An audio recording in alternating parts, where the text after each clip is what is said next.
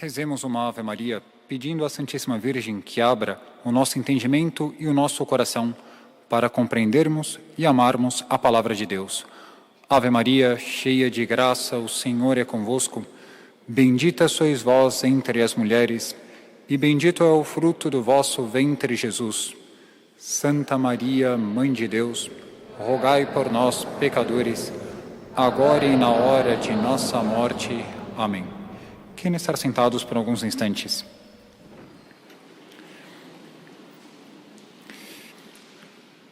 O tempo do Advento, ele se caracteriza por esta espera de nosso Senhor Jesus Cristo, portanto, a espera do Messias e a redenção da humanidade. E são 4 domingos que comporão o Advento. Em cada um deles tem um significado especial, simbolizando os 4 no seu conjunto, que são 4 milênios que a humanidade foi esperando as profecias se cumprirem e nosso Senhor Jesus Cristo vir ao mundo, portanto, o Salvador. No domingo de hoje, o primeiro do Advento, ele é destinado pela Igreja para nos mostrar como nosso Senhor Jesus Cristo veio uma vez e virá uma segunda vez. Portanto, é um tempo de preparação e estar atento. E as próprias leituras dizem isto. Quem gosta das coisas muito rapidinhas, para já, não tem paciência de esperar, hoje o Advento diz que não é para você este domingo. É para quem sabe esperar. Por exemplo, não sei se já ouviram falar do rio Hérault, que fica no sul da França. Sobre este rio foi construída uma ponte no século XI. O curioso é que tem uma lenda acerca desta ponte. De ambos os lados do rio ficavam 2 abadias, Aniane e Gelone. Ficavam 2 abadias e os monges queriam fazer uma ponte para que eles pudessem ter acesso a ambas as abadias. Só que eles construíam uma parte da ponte durante o dia e à noite esta ponte era desfeita. Isso ao longo de muitos dias. Construíam durante o dia e de madrugada todo o trabalho era desfeito. E se deram conta, em pleno século XI, que existia a sabotagem. Estavam sabotando o trabalho dos monges, não é possível. Pediram então para o seu padroeiro, São Guilherme, que tomasse conta da ponte, porque e São Guilherme, fisicamente, isto tudo diz a lenda, ele se prontificou. Não, eu vou lá à noite e se tiver algum bandido, eu me prontifico a prendê-los. Monge que se preocupava com isso. Quando ele chegou à noite, conta a lenda do rio Hérault, que ele encontrou nada mais, nada menos que uma cabra preta, que era um símbolo do demônio que estava lá, e a cabra preta começou a conversar com São Guilherme. É apenas uma lenda, mas ao mesmo tempo nós vamos tirar um princípio espiritual dela. E o santo começou a conversar com a cabra preta. O que você está fazendo aqui? E o que mais impressiona é que a cabra respondeu. Eu vim aqui para sabotar o trabalho dos monges. E ficou patente que era o demônio em forma de uma cabra preta. Mas saia daqui, eles têm que construir a ponte. Não, eu vou sabotar. Não tem por onde. E São Guilherme disse, então vamos fazer um diálogo, um acordo, vamos entrar em diálogo. O demônio disse, do diálogo eu gosto, do acordo também. Nunca pensou que um santo ia entrar em diálogo com ele, o demônio? O que ele vai fazer? Não, vamos fazer o seguinte, por que você não constrói a ponte e pede alguma coisa? O santo tinha algo por detrás, obviamente.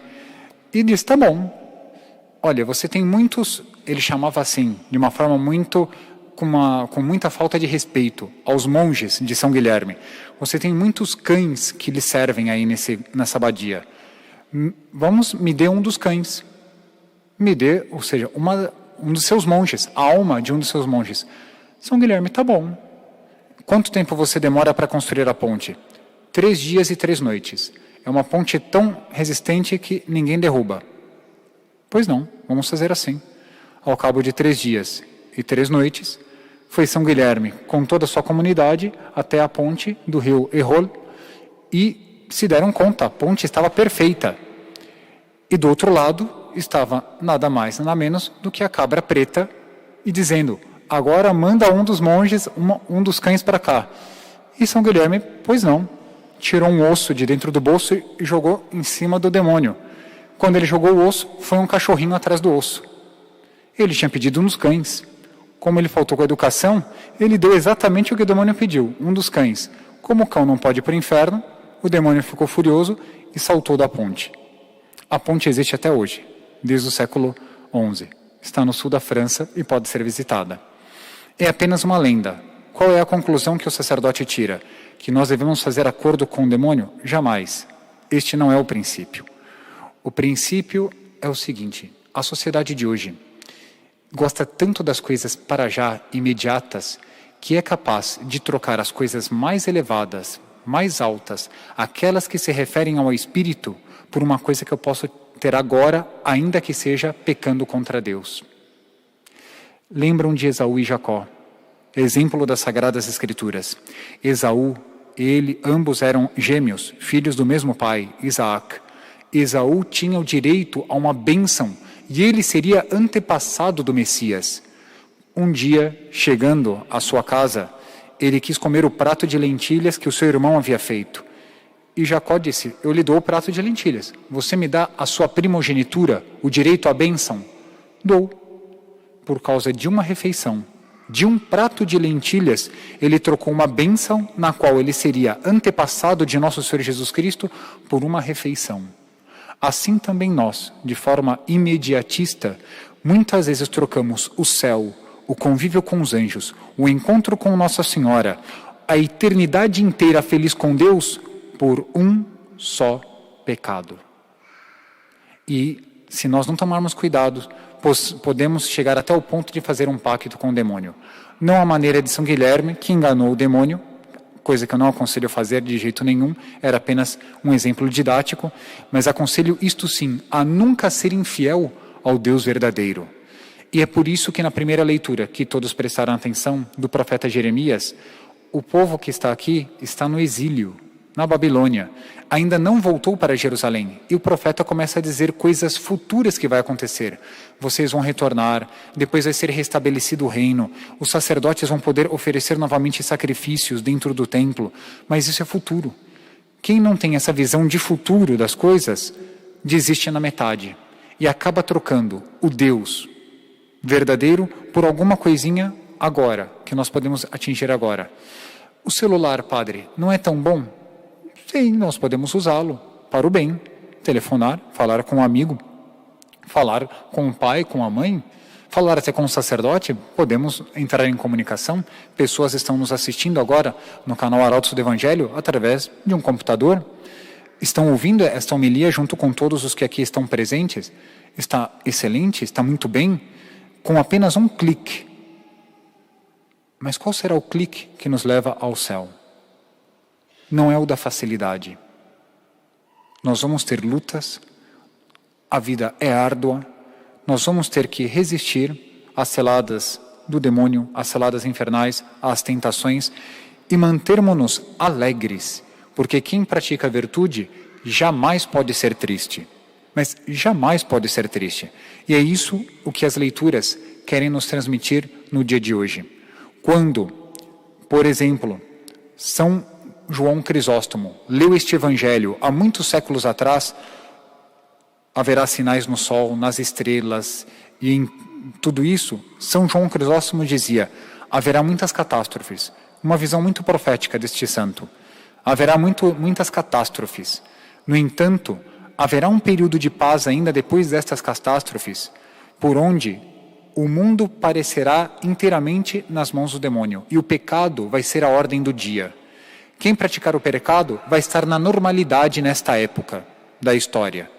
E vai ser neste momento, onde o pecado parece ser o normal da humanidade, que Deus virá de improviso.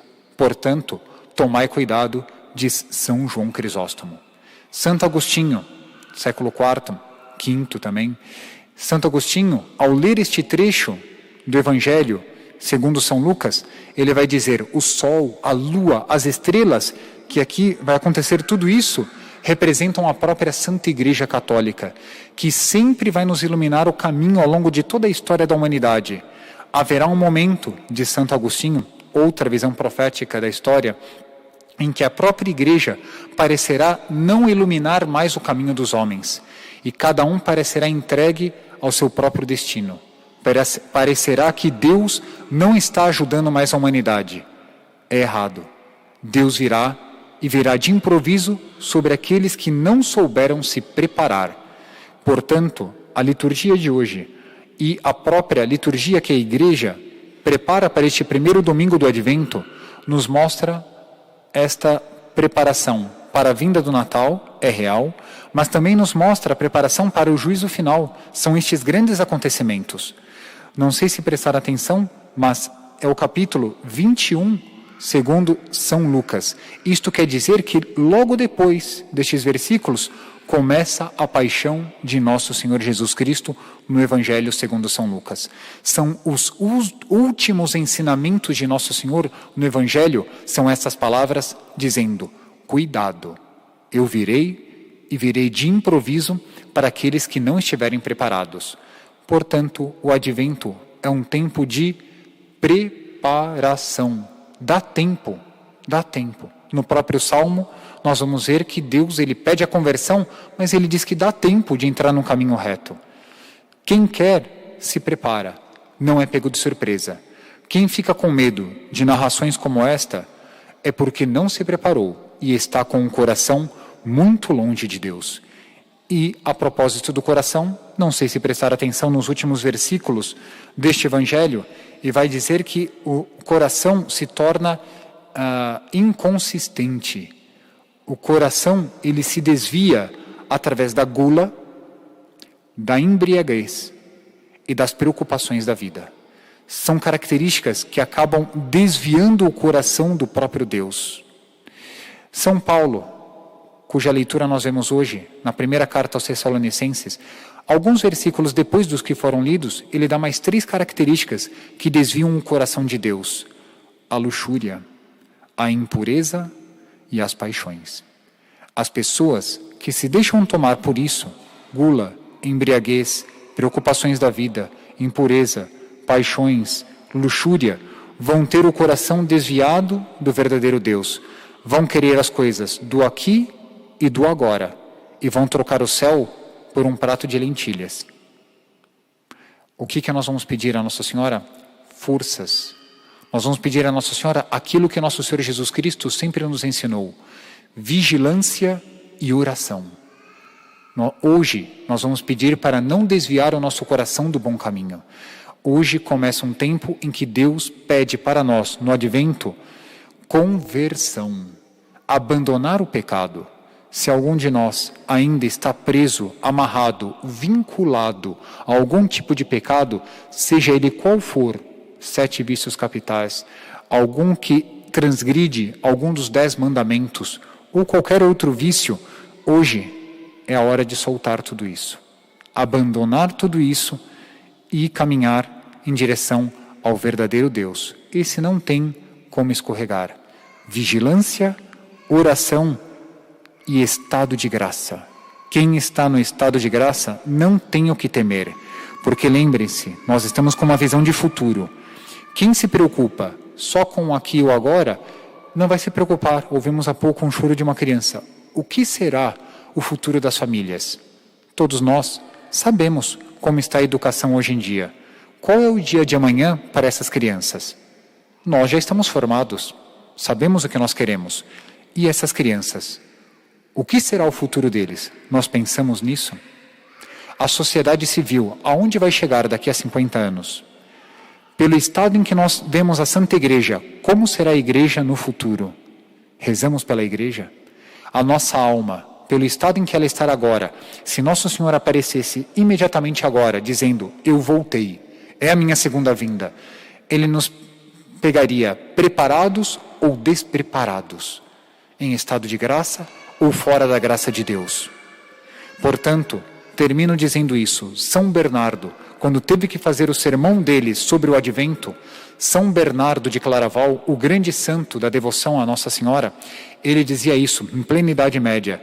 Nosso Senhor fala de 2 vindas, mas hoje nós vamos falar de 3 vindas. Uma é a do Natal, a terceira é a do juízo final. E a segunda é hoje. Hoje é uma das vindas de Nosso Senhor. Hoje, Nosso Senhor, neste advento, neste primeiro domingo, Ele vem de novo dizendo: preparem-se, eu posso chegar a qualquer momento. A qualquer momento eu posso chamar algum dos que estão aqui ao meu juízo particular antes do juízo final. Então estejamos preparados, sem medo de Nosso Senhor. Quem está com a consciência limpa, tranquila, não tem medo de se encontrar com Nosso Senhor, porque foi para Ele que nós somos criados. Vamos pedir para ser como Nossa Senhora, estar de pé. E para ficar de pé, diante do Filho do Homem, termina o Evangelho de hoje. Este versículo, quem é que ficou de pé diante do Filho do Homem quando ele foi elevado numa cruz? Maria Santíssima. Ela, que sempre esteve preparada, pode preparar os nossos corações. Se for necessário, recolocar os corações no verdadeiro caminho. Se já estão no bom caminho, conduzir até a salvação eterna. Mas que todos nós jamais nos desviemos do céu por qualquer pecado que seja. Louvado seja Nosso Senhor Jesus Cristo.